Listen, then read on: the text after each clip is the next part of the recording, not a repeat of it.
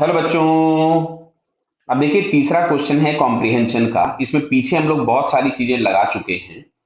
इसमें दिया है ये एक सॉलिड सिलेंडर है, ये एक ब्लॉक है। सॉलिड सिलेंडर का मास दिया है 2 kg, रेडियस दिया है 0.2 मीटर। ठीक है, semi circular track capital R ये दिया है 0.7 मीटर। ब्लॉक मास जो दिया है 3 kg, कैपिटल एम की वैल्यू दी गई है 3 kg।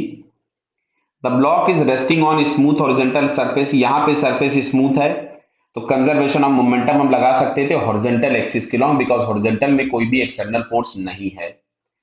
Cylinder rolls down without slipping, ये सिलेंडर नीचे आता है बिना स्लिप किए हुए, रोल करते हुए। Based on the above information answer the following question. The speed of point of contact on the cylinder with respect to ground when cylinder reach at the bottom of the track. तो अब बात समझने वाली है।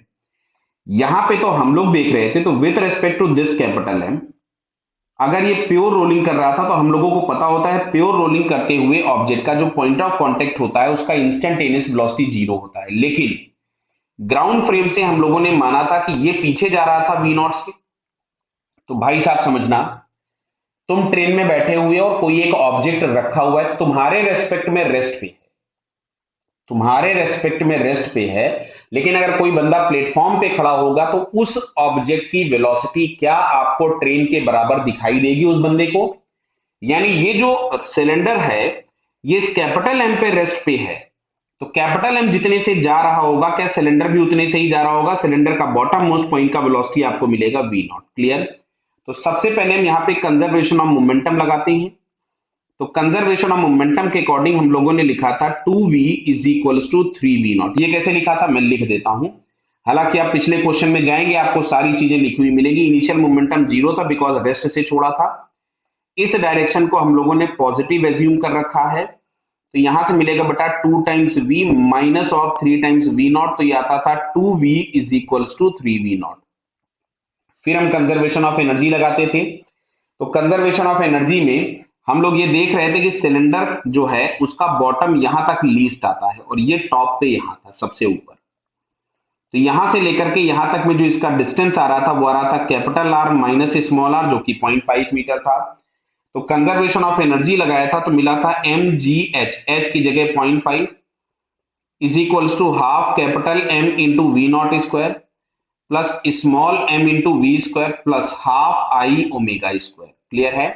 अब आप इसके पिछले वाले क्वेश्चन में देख सकते हैं जाकर के, तो यहाँ पे जो हमने ओमेगा निकाला था तो ओमेगा आपके पास इसके रेस्पेक्ट में रोलिंग हो रही है, तो इसके रेस्पेक्ट में जब ओमेगा निकालते हो तो ये मिलेगा v plus V naught by are.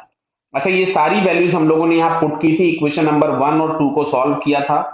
तो पिछले क्वेश्चन में सॉल्व करके हमारे पास जो v आया था वो आया था v is equal to under root of 6/11 meter पर सेकेंड। और ये v क्या था, this is the velocity of this cylinder with respect to ground. अब हमसे पूछा गया था कि इस बॉटम मोस्ट पॉइंट या पॉइंट ऑफ कांटेक्ट जो है ये, इसकी वेलोसिटी ग्राउंड फ्रेम से किसके बराबर होगी। तो साहब ये वेलोसिटी वी नॉट के बराबर होगी। तो वी नॉट हम कैसे निकालें, तो इक्वेशन नंबर 1 से निकाल सकते थे। तो यहां से हम लोग लिखेंगे 2 into V, 3 into V naught, तो 2 into 6/√11 is equal to 3 into V naught, तो ये हो गया 2।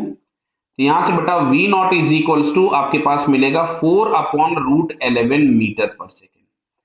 तो जो वेलोसिटी ऑफ द ब्लॉक है वही ग्राउंड के रेस्पेक्ट में पॉइंट ऑफ कांटेक्ट की वेलोसिटी होगी। तो 4/√11 बटा हम लोगों को यहाँ पे ये थर्ड ऑप्शन में दिखता है, so it's third answer is correct. Clear बेटा। Okay, all the best.